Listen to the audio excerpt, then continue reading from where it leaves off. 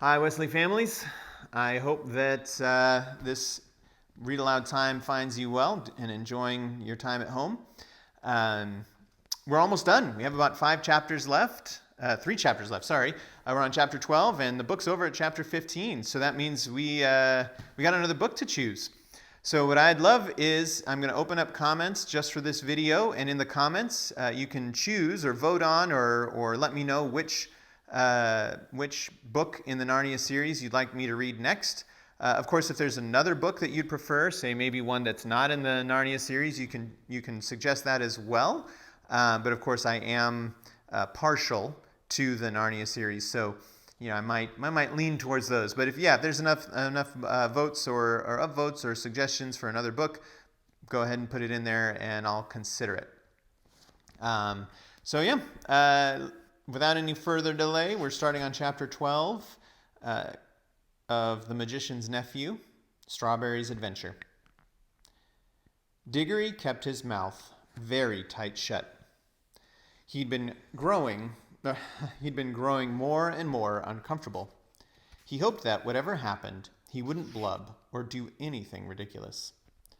"Son of Adam," said Aslan, "are you ready to undo the wrong that you have done to my sweet country of Narnia on the very day of its birth?" "Well, I don't see what I can do," said Diggory. "You see, the Queen ran away, and—" "I asked, are you ready?" said the Lion. "Yes," said Diggory. He had, for a second, some wild idea of saying, "I'll try to help you if you'll promise to help my mother." But he realized in time that the Lion was not at all the sort of person one could try to make bargains with.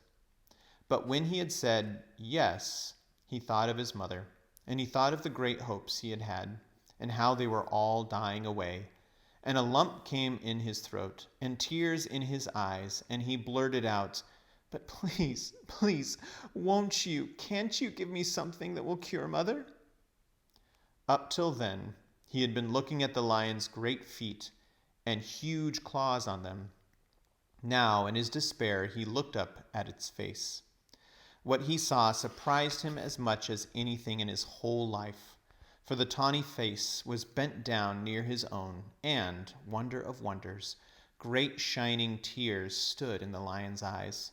They were such big, bright tears compared with Diggory's own that for a moment he felt as if the lion must really be sorrier about his mother than he was himself.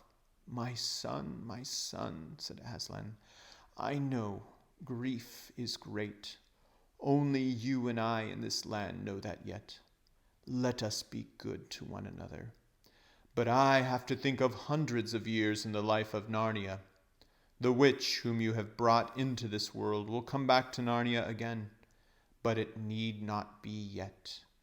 It is my wish to plant in Narnia a tree that she will not dare to approach, and that tree will protect Narnia from her for many years. So this land shall have a long, bright morning before any clouds come over the sun. You must get me the seed from which that tree is to grow." "Yes, sir," said Diggory. He didn't know how it was to be done, but he felt quite sure now that he would be able to do it. The lion drew a deep breath, stooped its head even lower, and gave him a lion's kiss. And at once Diggory felt that new strength and courage had gone into him. "Dear son," said Aslan, "I will tell you what you must do. Turn and look to the west, and tell me, what do you see?" "I see terribly big mountains, Aslan," said Diggory. "I see this river coming down cliffs in a waterfall, and beyond the cliff there are high green hills with forests.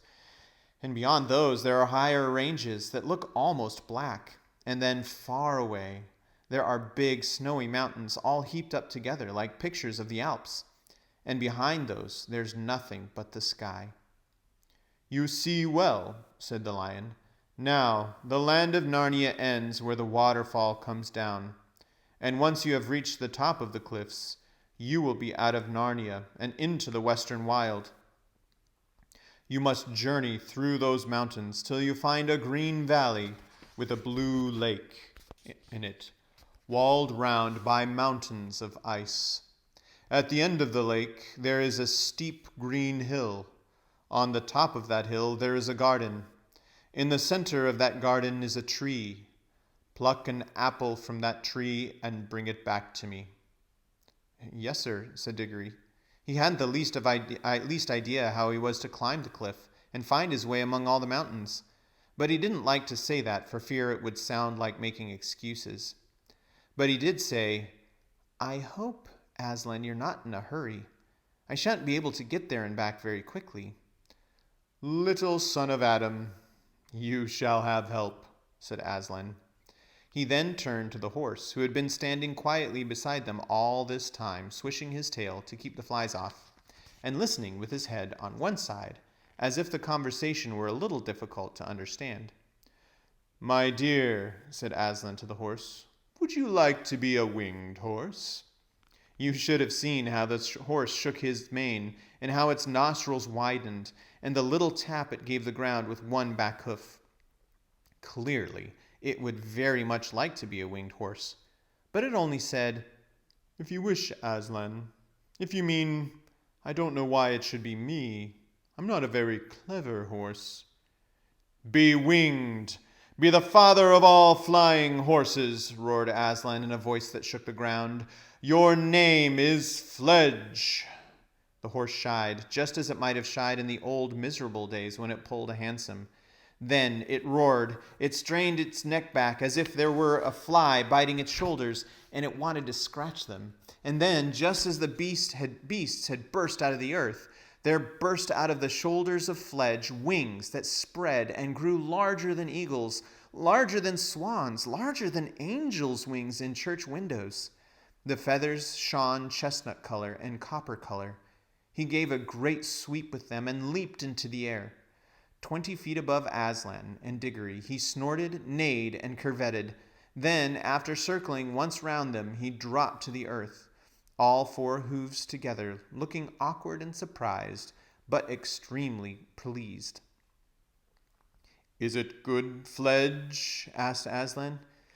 "It is very good, Aslan," said Fledge. Will you carry this son of Adam on your back to the mountain valley I spoke of?" "What?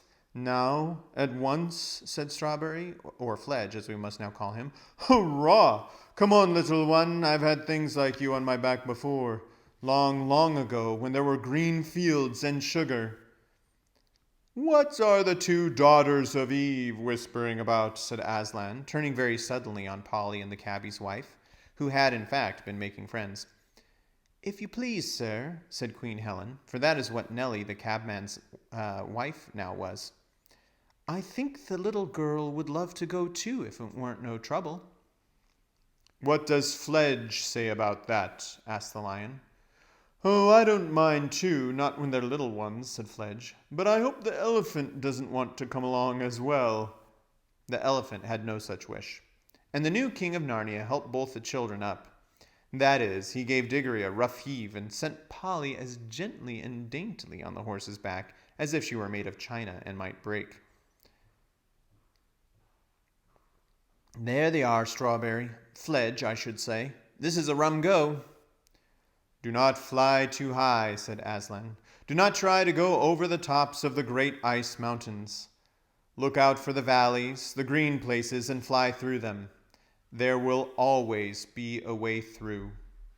And now be gone with my blessing." "Oh, Fledge," said Diggory, leaning forward to pat the horse's glossy neck. "This is fun. Hold on to me tight, Polly." Next moment, the country dropped away beneath them and whirled round as Fledge, like a huge pigeon, circled once or twice before setting off on his long westward flight. Looking down, Polly could hardly see the king and the queen, and even Aslan himself was only a bright yellow spot on the green grass. Soon the wind was in their faces, and Fledge's wings settled down to a steady beat. All Narnia, many-colored with lawns and rocks and heather and different sorts of trees, lay spread out below them, the river winding through it like a ribbon of quicksilver. They could already see over the tops of the low hills which lay northward on their right. Beyond those hills, a great moorland sloped gently up and up to the horizon.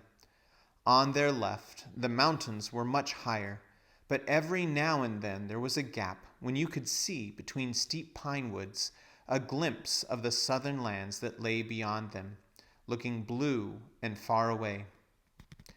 "That'll be where Archenland is," said Polly. "Yes, but look ahead," said Diggory. For now a great barrier of cliffs rose before them, and they were almost dazzled by the sunlight dancing on the great waterfall by which the river roars and sparkles down into Narnia itself from the high western lands in which it rises.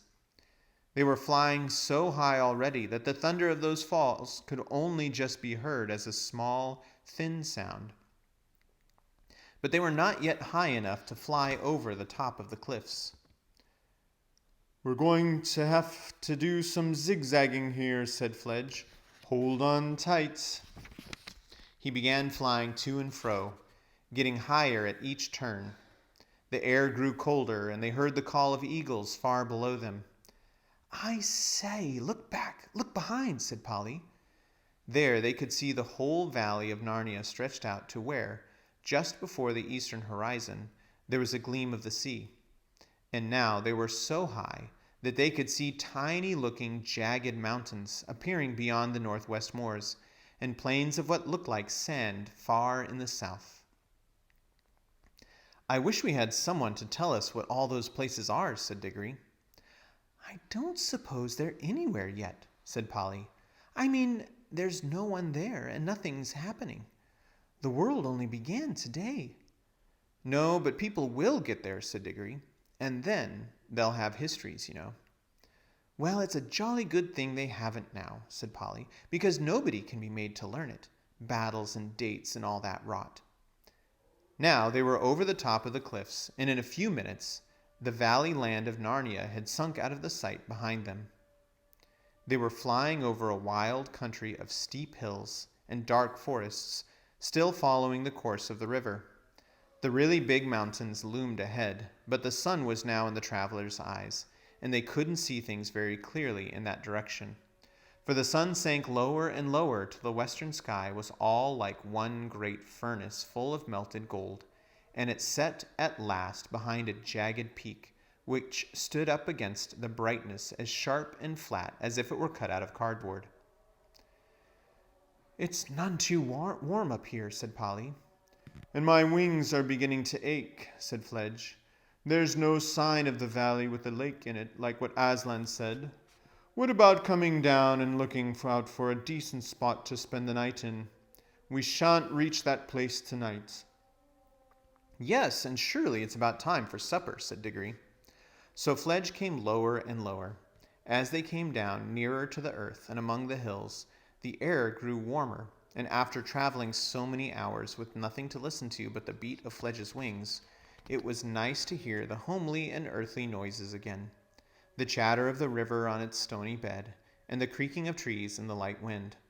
A warm, good smell of sun-baked earth and grass and flowers came up to them.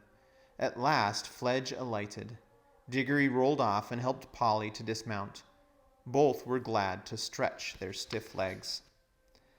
The valley in which they had come down was in the heart of the mountains. Snowy heights, one of them looking rose-red in the reflections of the sunset, towered above them. "I am hungry," said Diggory. "Well, tuck in," said Fledge, taking a big mouthful of grass. Then he raised his head, still chewing, and with bits of grass sticking out on each side of his mouth like whiskers, and said, "Come on, you two. Don't be shy. There's plenty for us all."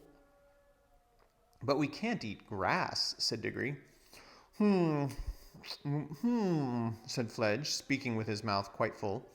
"Well, don't know quite what you'll do then. Very good grass, too." Polly and Diggory stared at one another in dismay. "Well, I do think someone might have arranged our meals," said Diggory. "I'm sure Aslan would have, if you'd asked him," said Fledge. "Wouldn't he know without being asked?" said Polly. "I've no doubt he would," said the horse, still with his mouth quite full. "But I've sort of idea he likes to be asked. But what on earth are we to do? Asked Diggory. I'm sure I don't know, said Fledge, unless you try the grass. You might like it better than you think. Oh, don't be silly, said Polly, stamping her foot. Of course humans can't eat grass any more than you could eat a mutton chop. For goodness sake, don't talk about chops and things, said Diggory. It only makes it worse. Diggory said that Polly had better take herself home by ring and get something to eat there. He couldn't himself because he had promised to go straight on his message for Aslan, and if once he showed up again at home, anything might happen to prevent his getting back. But Polly said she wouldn't leave him, and Diggory said it was jolly decent of her. I say, said Polly, I've still got the remains of that bag of toffee in my jacket. It'll be better than nothing. A lot better, said Diggory, but be careful to get your hand into your pocket without touching your ring. This was a difficult and delicate job, but they managed it in the end. The little paper bag was very squashy and sticky when they finally got it out, so that it was more a question of tearing the bag off the toffees than of getting the toffees out of the bag. Some grown-ups, you know how fussy they can be about that sort of thing, would rather have gone without supper altogether than eaten those toffees. There were 9 of them all told. It was Diggory who had the bright idea of eating 4 of them, and planting the 9th. For as he said, if the bar off the lamp-post turned into a light tree, why shouldn't this turn into a toffee tree? So they dibbled a small hole in the turf and buried the piece of toffee. Then they ate the other pieces, making them last as long as they could. It was a poor meal, even with all the paper they couldn't help eating as well. When Fledge had quite finished his own excellent supper, he lay down. The children came and sat one on each side of him, leaning against his warm body. And when he had spread a wing over each, they were really quite snug. As the bright young stars of that new world came out, they talked over everything. How Diggory had hoped to get something for his mother, and how instead of that he had been sent on this message. And they repeated to one another all the signs by which they would know the places they were looking for. The blue lake and the hill with a garden on top of it. The talk was just beginning to slow down as they got sleepy, when suddenly Polly sat up, wide awake, and said, "Hush!" Everyone listened as hard as they could.